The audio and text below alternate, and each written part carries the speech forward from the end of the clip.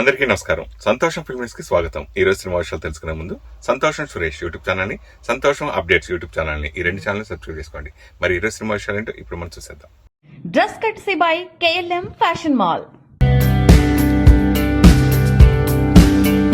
Kollywood star hero సూర్య, Tollywood director Venky Atluri crazy కాంబినేషన్లో వస్తున్న Vishwanath and Sons teaser ప్రస్తుతం సోషల్ మీడియాలో సెన్సేషన్ క్రియేట్ చేస్తుంది. లక్కీ భాస్కర్ వంటి బ్లాక్ బస్టర్ తర్వాత వెంకీ అట్లూరి మార్క్ ఎమోషనల్ డ్రామాగా ఈ చిత్రం రూపొందుతుంది. ఇందులో సూర్య సంజయ్ విశ్వనాథ్ అనే ఒక ప్రొఫెషనల్ షూటర్ పాత్రలో కనిపిస్తున్నారు. ఇంటర్నేషనల్ లెవెల్లో రాణించే స్పోర్ట్స్ పర్సన్గా సూర్య లుక్ ఎంతో స్టైలిష్గా ఉండటమే కాకుండా ప్రేక్షకులను అమితంగా ఆకట్టుకుంటుంది. కథాంశం విషయానికి వస్తే ఇది ఒక అసాధారణమైన వయసు వ్యత్యాసం కలిగిన ప్రేమ కథ చుట్టూ తిరుగుతుందని టీజర్ స్పష్టం చేస్తుంది. తనకంటే 20 ఏళ్లు చిన్నదైన ఒక యువతి ప్రేమిస్తున్నానంటూ వెంటపడడంతో హీరో జీవితంలో ఎలాంటి పరిణామాలు ఎదురయ్యాయి అనేది ఆసక్తికరంగా చూపించారు.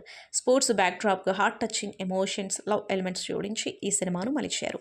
ప్రేమలు ఫేమ్ అమితాబ్ బైజు తన చురుకైన నటనతో సూర్య సరసన సందడి చేయబోతుంది.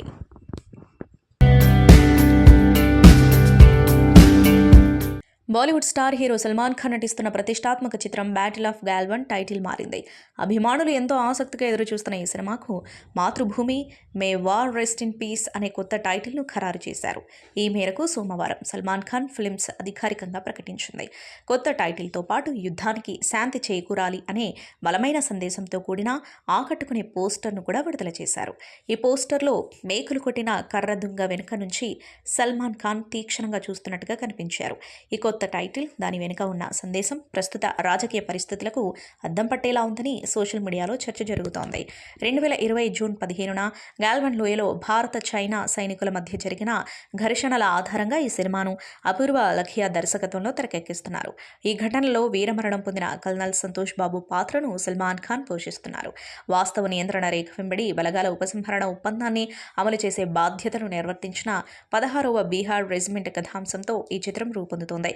ఈ సినిమాలో సల్మాన్ ఖాన్కు జోడీగా చిత్రాంగద సింగ్ నటిస్తూ ఉండగా అభిలాష్ చౌదరి, అంకుర్ భాటియా కీలక పాత్రలో కనిపించనున్నారు. హిమేష్ రేషమియా ఈ చిత్రానికి సంగీతం అందిస్తున్నారు.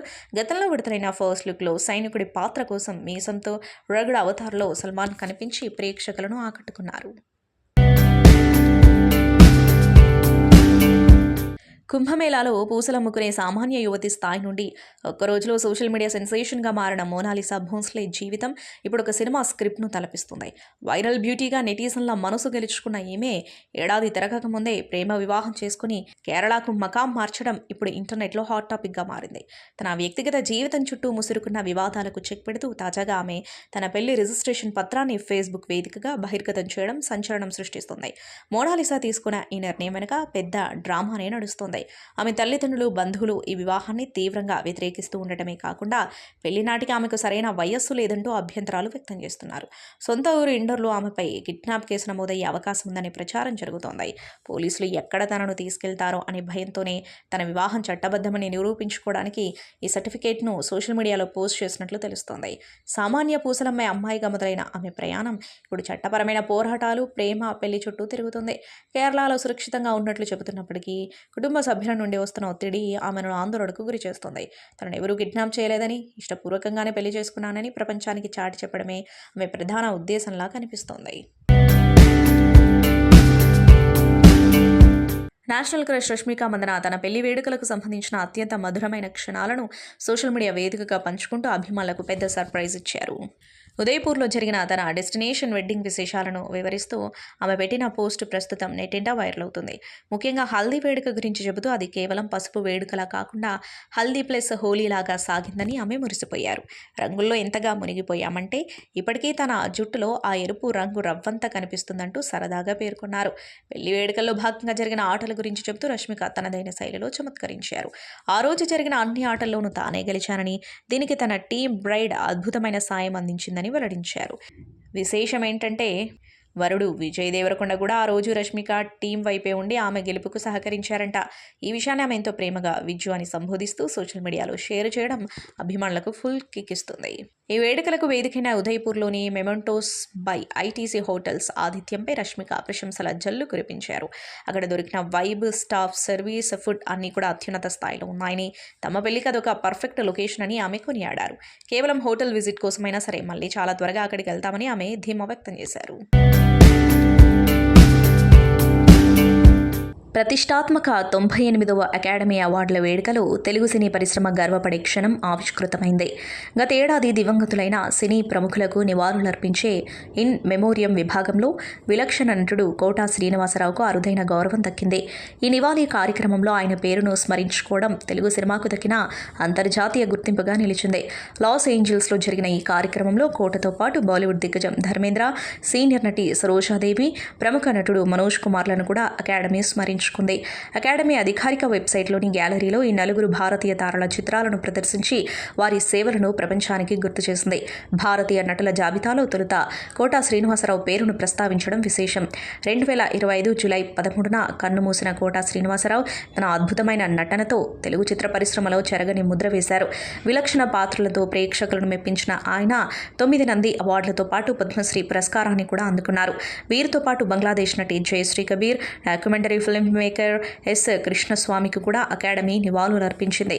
ప్రపంచ సినీ వేదికపై భారతీయ నటీనటులకు, ముఖ్యంగా తెలుగు నటుడికి ఈ స్థాయిలో గౌరవం దక్కడం పట్ల సినీ అభిమానులు హర్షం వ్యక్తం చేస్తున్నారు. కోటా వంటి గొప్ప నటుడి సేవలను అంతర్జాతీయ వేదిక గుర్తించడం గర్వకారణమని పేర్కొంటున్నారు. పవర్ స్టార్ పవన్ కళ్యాణ్ అభిమానులు ఎంతో ఆసక్తిగా ఎదురుచూస్తున్న చిత్రం ఉస్తాద్ భగత్ సింగ్. హరీష్ శంకర్ దర్శకత్వంలో తెరకెక్కుతున్న ఈ యాక్షన్ ఎంటర్టైనర్పై భారీ అంచనాలు నెలకొన్నాయి. తాజాగా ఈ సినిమాకు సంబంధించి ఓ ఆసక్తికర అప్డేట్ వచ్చింది. ఈ చిత్రాన్ని తెలుగు రాష్ట్రాలతో పాటు తమిళనాడులోనూ భారీ ఎత్తున విడుదల చేయాలని నిర్మాతలు నిర్ణయించారు. ఉగాది పండుగ కానుకగా మార్చి 19న ప్రపంచవ్యాప్తంగా విడుదల కానున్న ఈ సినిమా తమిళనాడు పంపిణీ హక్కులను ప్రముఖ నిర్మాణ పంపిణీ సంస్థ ఏజిఎస్ సినిమాస్ దక్కించుకుంది. ఈ మేరకు చిత్ర నిర్మాణ సంస్థ మైత్రి మూవీ మేకర్స్ అధికారికంగా ఓ ప్రకటన విడుదల చేసింది.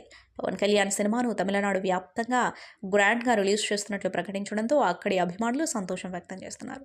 ఈ చిత్రంలో పవన్ కళ్యాణ్ సరసన శ్రీలీల, రాశిఖన్నా హీరోయిన్లుగా నటిస్తున్నారు. దేవిశ్రీ ప్రసాద్ సంగీతం అందిస్తున్నారు. గబ్బర్ సింగ్ వంటి బ్లాక్ బస్టర్ తర్వాత పవన్ కళ్యాణ్, హరీష్ శంకర్ కాంబినేషన్లో వస్తున్న సినిమా కావడంతో ఉస్తాద్ భగత్ సింగ్ పై అంచనాలు తారాస్థాయిలో ఉన్నాయి. సూపర్ స్టార్ కృష్ణ వారసుడిగా రమేష్ బాబు తనయుడిగా ఘట్టమనేని జయకృష్ణ వెండితెర అరంగేట్రం చేస్తున్న సంగతి తెలిసిందే. RX 100 ఫేమ్ అజయ్ భూపతి దర్శకత్వంలో రూపొందుతున్న శ్రీనివాస మంగాపురం సినిమాతో ఈ యంగ్ హీరో తన అదృష్టాన్ని పరీక్షించుకోబోతున్నారు. ఈ ప్రతిష్టాత్మక ప్రాజెక్టులో హీరోయిన్గా బాలీవుడ్ సీనియర్ నటి రవీనా టాండన్, గారాలపట్టి రషా థడాని నటిస్తున్నారు. సోమవారం రషా పుట్టినరోజు కావడంతో చిత్ర యూనిట్ ఆమెకు స్పెషల్ విషెస్ చెబుతూ ఒక క్రేజీ వీడియోను సోషల్ మీడియాలో షేర్ చేస్తాయి. షూటింగ్ సెట్లో రషా థడాని ఎంత సరదాగా, ఉత్సాహంగా ఉంటుందో ఈ వీడియోలో చూపించారు. మేకప్ రూమ్ నుంచి కెమెరా ముందుకొచ్చే వరకు ఆమె పండించిన అల్లరి ఊహించిన విధంగా ఉంది. మంగా అనే పల్లెటూరు యువతి పాత్రలో ఆమె నటన ఆకట్టుకోబోతుందని టీం హింట్ ఇచ్చింది. టాలీవుడ్ డెబ్యూ కోసం రషా ఎంతో డెడికేషన్తో వర్క్ చేస్తుందని అజయ్ భూపతి గతంలోనే ప్రశంసించారు. ఈ బ్యూటీ పుట్టినరోజు సందర్భంగా ఫ్యాన్స్ కూడా పెద్ద ఎత్తున సోషల్ మీడియాలో విష్ చేస్తున్నారు.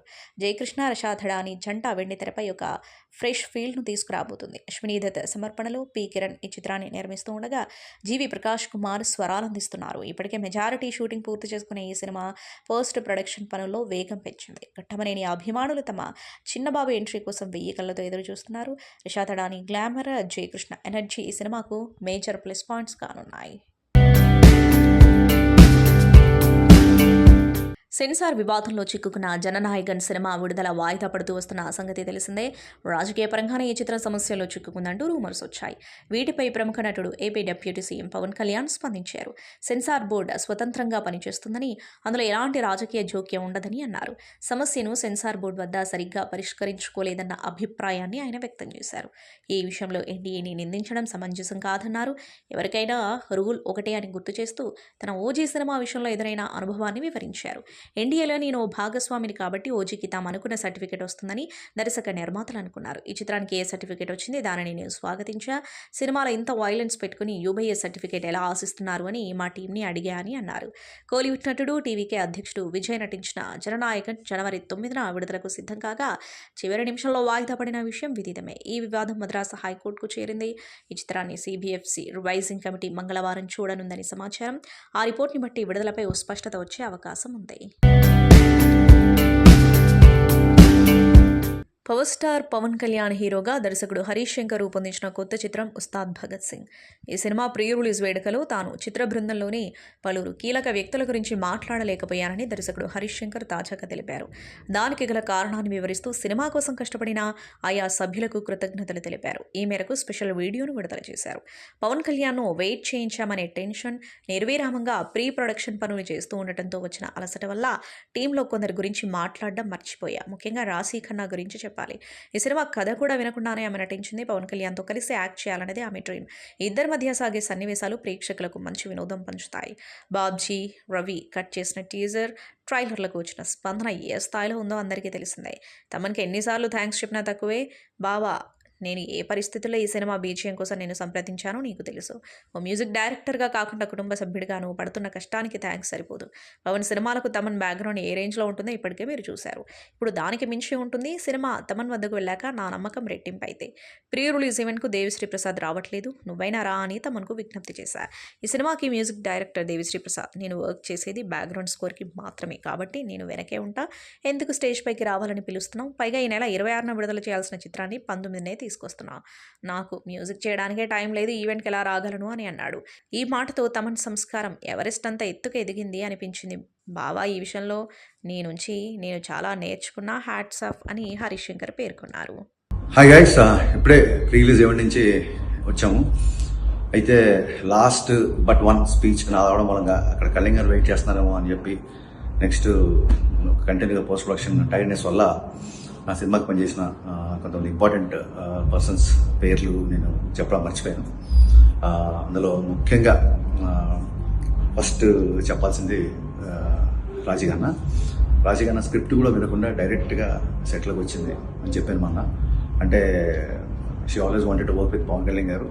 మొత్తం క్యారెక్టరేషన్, స్టోరీ అంతా చెప్పిన తర్వాత అప్పుడు తను ఫస్ట్ షాట్కి వచ్చింది. రాజీ, ఫస్ట్ హాఫ్లో you are the biggest asset to the film. మీకు కళ్యాణ్ గారికి మధ్య వచ్చే కామెడీ సీన్స్ అవన్నీ you did a marvellous job. And please, ఇందాక ఈవెంట్లో కంగారులో కళ్యాణ్ గారు నెక్స్ట్ నా తర్వాత ఆయన మాట్లాడాలి కాబట్టి ఆయన వెయిట్ చేస్తున్నారు. ఆ వెయిట్ చేస్తున్న దాంట్లో నేను యాంగ్జైటీలో త్వరగా ఫినిష్ చేయాలని చెప్పి నీ పేరు చెప్పడం మర్చిపోయాను. Thank you Raji, thank you so much. అలాగే మా ట్రైలర్ టీజర్ కట్ చేసిన బాబ్జీ అండ్ రవి గైస్, ఇవాళ ట్రైలర్ ఏ రేంజ్లో వెళ్ళిందో నాకు తెలుసు. మీకు నేను అక్కడ స్టేజ్ మీద మీ పేరు చెప్తాం అనుకున్నా, మీ పేరు కూడా మర్చిపోయాను. ఇకపోతే లాస్ట్ బట్ నాట్ లీస్ట్ మా బావ తమన్. మొత్తం బ్యాక్గ్రౌండ్ వర్క్ అయిపోయింది, బ్యాక్గ్రౌండ్ స్కోర్ వర్క్ అయిపోయింది. ఇంకా సేపట్లో ఓవర్సీస్కి కంటెంట్ పంపడానికి రెడీ అవుతున్నాం. బావా, నీకు ఎన్ని థ్యాంక్స్ చెప్పినా తక్కువే నిజంగా. ఇదే కళ్యాణ్ గారు కూడా చెప్పాను, కళ్యాణ్ గారు నీ గురించి మాట్లాడారు. థ్యాంక్స్ అనేది చాలా చిన్న పదం అవుతుంది బాబా. నేను ఎలాంటి పరిస్థితుల్లో నీ దగ్గరకు వచ్చా నీకు తెలుసు. ఒక మ్యూజిక్ డైరెక్టర్గా కాకుండా నీ స్నేహితుడి, నీ బావకి నువ్వు పెడుతున్న కష్టం, ఇచ్చిన టైంకి థ్యాంక్స్ సరిపోదు బావా. 2 చేతులు ఎత్తి మీకు నేను నిజంగా మనస్ఫూర్తిగా కృతజ్ఞతలు చెప్పుకుంటున్నాను. గైస్, తమన్స్ బీజిఎం అంటే ఏంటో, ఎస్పెషల్లీ అది పవన్ కళ్యాణ్ గారికి కొట్టినప్పుడు ఎలా ఉంటుందో మీకు ఆల్రెడీ తెలుసు. ఈసారి తమన్ చేసే రచ్చ మామూలుగా ఉండదు. కుమ్మి ఇలా కొట్టేసాడు. ఇంకా మీరు మన ట్రైలర్కి చూశారు అండ్ రేపు సినిమాలో చూస్తారు. నేను ఎంత అంటే తమన్ దగ్గరకు వచ్చిన తర్వాత నా కాన్ఫిడెన్స్ డబుల్ అయిపోయిందని చెప్పొచ్చు. తమన్ మ్యూజిక్ గురించి మాటల్లో కాకుండా రేపు ఆ సౌండ్, ఆ రీసౌండ్ అన్నీ మీరు వింటారు. Love you Baba. You once again prove what a friend means to you. And yeah, I'm definitely honored that you are in my life. Thank you. And Thaman గురించి ఇంకొక ముఖ్య విషయం చెప్పాల్సింది ఏంటంటే, బాబా ఏవి రావట్లేదు, బిజీగా ఉన్నాడు, నువ్వన్నా రా బాబా, మ్యూజిక్ డైరెక్టర్ లేకపోతే అలాగా ప్రీ రిలీజ్ ఈవెంట్కి అని నేను రిక్వెస్ట్ చేశాను. రిక్వెస్ట్ చేసినప్పుడు ఏమంటే, ఈ సినిమాకి మ్యూజిక్ డైరెక్టర్ దేవిశ్రీ ప్రసాద్, నేను బ్యాక్గ్రౌండ్ స్కోర్ చేస్తున్నా. బ్యాక్గ్రౌండ్ స్కోర్ చేసినప్పుడు నేను అలా బ్యాక్ ఉంటాను, నన్ను ఎందుకు స్టేషన్ మీద పిలుస్తున్నావు? పైగా నువ్వు 26 ఉన్న సినిమా 19 తీసుకొచ్చావు, నాకు మ్యూజిక్ చేయడానికి టైం లేదు, ఇంక ఈవెంట్కి ఎక్కడ రానుకున్నాడు. ఈ యొక్క మాటతో తమన్ యొక్క సంస్కారం ఎవరెస్ట్ అంత ఎత్తిదిగింది వాళ్ళు నాకు. బాబా, నువ్వు ఒకసారి అంటుంటావు కదా, లిరిక్స్ విషయంలో నీ దగ్గర నుంచి వచ్చే కంటెంట్ నేను ఇష్టపడతాను, it's a new experience for me అని. ఇవాళ బాబా నీ సంస్కారం నుంచి నీ మాట నుంచి, నీ బిహేవియర్ నుంచి నేను కూడా చాలా నేర్చుకుంటున్నాను. హ్యాట్స్ ఆఫ్ బాబా.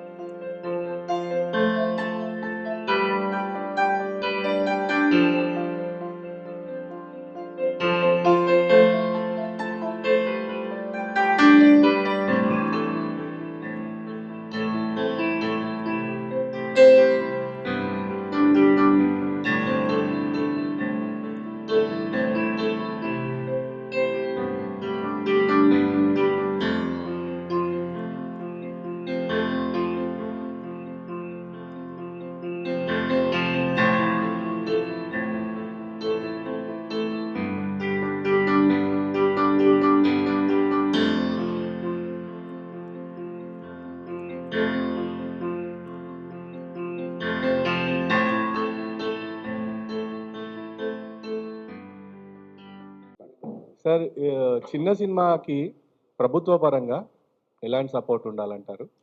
ఇది ఫస్ట్ క్వశ్చన్ సార్. ఇంకొక క్వశ్చన్, ఈ డిజిటల్ కంటెంట్ ప్రొవైడర్స్ ఇతర రాష్ట్రాల్లో సినిమాకి ఒకలా వసూలు చేస్తే ఒక 3,000 4,000 వసూలు చేస్తే మన దగ్గరకు వచ్చేవాడు 10,000 తీసుకుంటుంది సార్, యూఎఫ్ఓ కానీ క్యూబుల్ కానీ. ఇది ఒక 100 థియేటర్స్లో ఒక చిన్న నిర్మాత రిలీజ్ చేస్తే అక్కడే 10 లక్షలు పోతుంది సార్.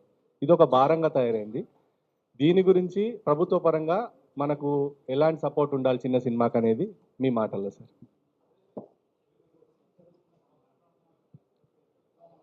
చిన్న సినిమాలకి ముఖ్యంగా వాయిస్ వస్తుందా బాబు? చిన్న సినిమాలకు ముఖ్యంగా ప్రభుత్వ సపోర్ట్ కన్నా కూడా మా ఫిలిం ఇండస్ట్రీ సపోర్ట్ చాలా అవసరం. ఫిలిం ఛాంబర్ సపోర్ట్ చాలా అవసరం. ప్రొడ్యూసర్ కౌన్సిల్ సపోర్ట్ చాలా అవసరం. ఎందుకనంటే ఒక చిన్న సినిమా అనేది సినిమా ఇండస్ట్రీకి ఒక ఎదుగుదలకి ఒక మొక్క లాంటిది, మన విత్తనం లాంటిది చిన్న సినిమా. మనం ఎంత పెద్ద చెట్టు అవ్వాలన్నా కూడా విత్తనం ఎంత అవసరం, చిన్న సినిమా అంత అవసరం. మీరు చూస్తే చిన్న సినిమా నుంచి జూనియర్ ఎన్టీఆర్ గారి దగ్గర నుంచి, చిరంజీవి గారి దగ్గర నుంచి మీరు చూడండి, ఎవరైనా పెద్ద పెద్ద ఆర్టిస్టులు అయిన వాళ్ళు, విజయ్ దేవరకొండ దగ్గర నుంచి అందరూ కూడా చిన్న సినిమాతోనే పైకి వచ్చారు. ఇంక్లూడింగ్ రాజమౌళి గారు, డైరెక్టర్స్ కూడా, కోదండరామిరెడ్డి గారు కూడా, ఆఖరికి రాఘవేంద్రరావు గారు కూడా, దాసనారాయణరావు గారు కూడా స్వర్గం నరకం సినిమా. అంచేత చిన్న సినిమాలని బ్రతికిస్తే సినిమా ఇండస్ట్రీ పచ్చగా ఉంటుంది. అంచేత గవర్నమెంట్ కన్నా కూడా అవగాహనతో ప్రొడ్యూసర్ కౌన్సిల్ ద్వారా ఒక మంచి సినిమాలు తీసే నిర్మాతల్ని అన్ని రకాలుగా ప్రోత్సహించాలి. లోగడ మీకు గుర్తు ఉండి ఉంటుంది, ఒక 20-30 ఏళ్ళ నాడు చంద్రబాబు నాయుడు గారి గవర్నమెంట్లో కిషన్ రావు గారు ఎఫ్టీసీ చైర్మన్గా ఉన్నప్పుడు చిన్న సినిమాలకు సబ్సిడీ ఇచ్చేవాళ్ళు. ఆ సబ్సిడీ ప్రవేశపెడితే ఈ పెట్టుబడి పోయిన ఒక సినిమాతో ఎప్పుడు కూడా సక్సెస్ వస్తుందని నమ్మకూడదు నిర్మాత. అంచేత దాన్ని పట్టుకొని ఎలాడితే గ్యారంటీగా డెఫినెట్గా మంచి సినిమా తీయగలరు ఏ నిర్మాత అయిన అనుభవంతో. అనుభవం ముఖ్యం. అందుకని గవర్నమెంట్ సైడ్ నా రిక్వెస్ట్ ఏంటంటే, 2 గవర్నమెంట్లు కూడా, ఇప్పుడు వెనక ఒక గవర్నమెంట్ ఉండేది, ఇప్పుడు 2 గవర్నమెంట్లనే కల కాదా, ఇద్దరుగా జాయింట్ ఒక కమిటీ వేసి చిన్న సినిమాలకి మంచి సపోర్ట్ చేస్తే మంచి మంచి కథలు బయటకు వస్తాయి. అంచేత గవర్నమెంట్లు కూడా చిన్న నిర్మాతలు ఎక్కువ ప్రోత్సహించాలి. మినిస్టర్లు కానీ, ముఖ్యమంత్రులు కానీ చిన్న నిర్మాతలకు కూడా పెద్ద నిర్మాతలతో పాటు చిన్న నిర్మాతలను కూడా సపోర్ట్ చేసి అన్ని రకాలుగా అండగా నిలవాలనేది నా రిక్వెస్ట్. సార్, నేను వెంకట్, 10 టీవీ సార్. ఇటీవల ఫిలిం ఛాంబర్ ఒక నిర్ణయం తీసుకుందని తెలిసింది. ఏంటంటే ఏ సినిమా అయినా సరే థియేటర్ 8 వారాల తర్వాతనే ఓటీటీకి ఇవ్వాలి అనేసి. అంటే ఈ ప్రభావం చిన్న సినిమాలపై ఎంతవరకు పడుతుంది అనుకుంటున్నారు సార్? చిన్న సినిమాలు అనేది అసలు ఎవరు చెప్పినా తప్పండి. చిన్న సినిమా అనేది తీటి వరకు తీయగలం, కానీ దాన్ని బ్రతికించడం కష్టమైన పని. ఓటీటీలు కాదు, అసలు ముందు థియేటర్స్లోనే రిలీజ్ చేయడమే కష్టం అయిపోయింది. ఉదాహరణకి మీరు ఒక సినిమా తీస్తాము, మనం ఫ్రెండ్స్ దగ్గర, స్నేహితుల దగ్గర ఆస్తమ్మో ఏదో సినిమా ప్రోడక్ట్ వరకు తయారు చేయగలం. అది రిలీజ్ అవ్వాలంటే ఇవాళ ఉండే పరిస్థితుల్లో సినిమాకి 5, 6, 10 మంది, 20 మంది కన్నా ఓపెన్ రావట్లేదు. అందుకని థియేటర్కి జనం లోగల్లాగా అప్పుడు ఏమైందంటే తక్కువ సినిమాలు ఉన్నాయి కాబట్టి ఆడియన్స్ ఎక్కువ వచ్చేవాళ్ళు. ఇప్పుడు నెంబర్ ఆఫ్ పిక్చర్స్ ఎక్కువ ఉన్నాయి కాబట్టి ఆడియన్స్ తగ్గిపోయారు. అంచేత ఇంత పెద్ద థియేటర్లో ఇప్పుడు మీరు చూడండి, చెప్పాలంటే ఒక 5 ప్రయాణికులు ఉంటే ఒక బస్సు వెళ్తే దానికి ఆయిల్ ఎంత ఖర్చు అవుద్ది, ఒక రైల్లో ఒక 10 మంది 20 మంది ఉంటే ఆ ట్రైన్ ఎంత ఖర్చు అవుద్ది, ఒక విమానంలో ఒక 5 ఎక్కితే ఆ విమానానికి ఎంత ఖర్చు అవుద్దో థియేటర్స్ కూడా అంతే. దానికి తోడేమైంది, ఈ మోనోపలి తీసుకోవటం వల్ల చిన్న సినిమాకి పర్సంటేజీ లేకపోతే ఈ పొయ్యి ఆ ముఖ్యంగా అన్నిటికన్నా ఈ రేట్లు విపరీతమైన ఈ తిరుబండారు రేట్ల వలన ప్రేక్షకులు సినిమా రాపోవటం వలన అది నిర్మాతలు, ముఖ్యంగా చిన్న నిర్మాతలు నష్టపోతున్నారు. ఎంటైర్ విధానం మార్చాల్సిన అవసరం చాలా ఉంది. గవర్నమెంట్ ఆర్ ఫిల్మ్ ఛాంబర్ ఎవరైనా సరే ఖచ్చితంగా ఇండస్ట్రీ చిన్న నిర్మాత పరిస్థితి అసలు బాగాలేదు, అది 100% సత్యం. గతంలో మీరు ఒక మాట అన్నారు సార్, అంటే ప్రొడ్యూసర్స్కి ఒక వాల్యూ ఉండేది, కానీ ఇప్పుడైతే డైరెక్టర్లు కానీ ఇటు హీరోలు కానీ ప్రొడ్యూసర్కి అంత వాల్యూ ఇవ్వట్లేదు అన్నది. ఎందుకు ఈ మార్పు ఇట్లా అయిపోయింది? ప్రొడ్యూసర్ అనేవాడు ఒక క్యాష్ బ్యాంక్ లాగా అయిపోయాడు, ఎందుకంటే సార్? ఎందుకు అవుతారు? నేను అయ్యానా? సరైన నిర్మాత ఎవరికి ఎందుకు లొంగుతాడు? ఎప్పుడు ఎదుటోళ్ళ తప్పు ఉండదు, మనదే తప్పు ఉంటుంది. ఇప్పుడు నేను పెద్ద సినిమాలు తీయగలను కదా, ఎందుకు తీయను? నా పరిస్థితులు రామారావుతో, నాగేశ్వరరావుతో, కృష్ణరాజు గారితో నేను పెద్ద సినిమాలు తీశాను కదా, శోభన్ బాబు గారితో. ఇవాళ ఎందుకు తీయట్లేదు?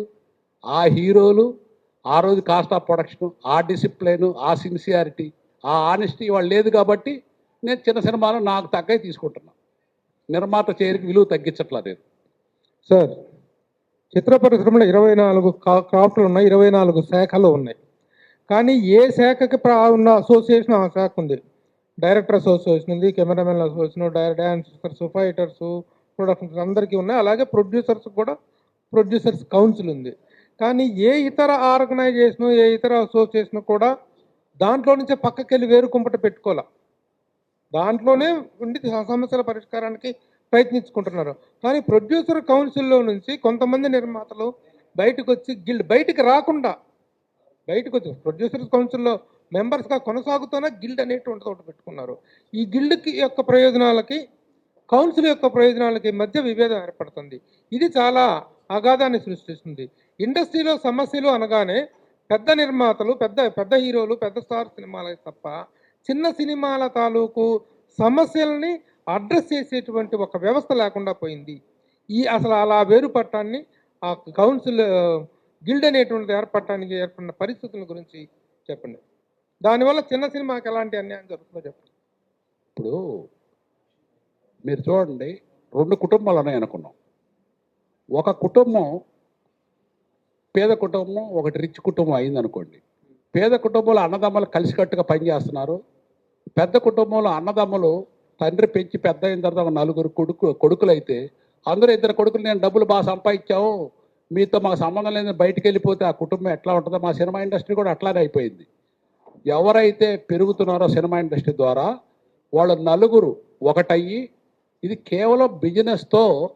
ఇప్పుడు యాక్చువల్గా నిజం చెప్పాలంటే భగవంతుడు గాలి, నీరు ఇవన్నీ ఇచ్చారు కాబట్టి మనం అందరం పీల్చుకుంటున్నాం. అదే వీళ్ళ చేతిలో ఒకటి ఆక్సిజన్ కూడా మనకు రానియకుండా కొని మేము 4 బతకాలంటారు ఈ గిల్డ్ అనేవాళ్ళు. గిల్డ్ అనేది ఒక విష పురుగు, విష సంస్కృతి. నేను గవర్నమెంట్కి కూడా చాలాసార్లు చెప్పాను, మళ్ళీ చెప్తున్నాను. ఈ విష సంస్కృతి పోషించే సినిమా పెద్దల్ని గవర్నమెంట్ ప్రోత్సహించవద్దు. అది సినిమా ఇండస్ట్రీకి దండగా. మీకు ఓట్లేసి గెలిపించేది మా చిన్న నిర్మాతలు, కార్మికులే. కానీ మీరు గెలిచిన తర్వాత ఈ పెద్ద నిర్మాతలు వెనక తిరగటం, పెద్ద నిర్మాతల మీద ఫోటోలు దిగటం, ముఖ్యంగా ఈ గిల్లోళ్ళ మీద ఫోటోలు దిగటం గవర్నమెంట్ చేసేది మంచి పద్ధతి కాదు. సంతోషం సురేష్ యూట్యూబ్ ఛానల్ ద్వారా ఎక్స్క్లూజివ్ ఇంటర్వ్యూని, ఎక్స్క్లూజివ్ లైవ్ షోస్ని ఎప్పటికప్పుడు కొత్త విశేషాలు మీకు అందించడం జరుగుతుంది. మీ మొబైల్ అని యూట్యూబ్ వెళ్ళి సంతోషం సురేష్ అని టైప్ చేయండి, అలాగే సంతోషం అప్డేట్స్ అని టైప్ చేయండి. ఈ 2 ఛానల్ని సబ్స్క్రైబ్ చేసుకోండి, ఎప్పుడు సబ్స్క్రైబ్ చూసేయండి. Thank you. Dress కట్సీ by KLM fashion mall.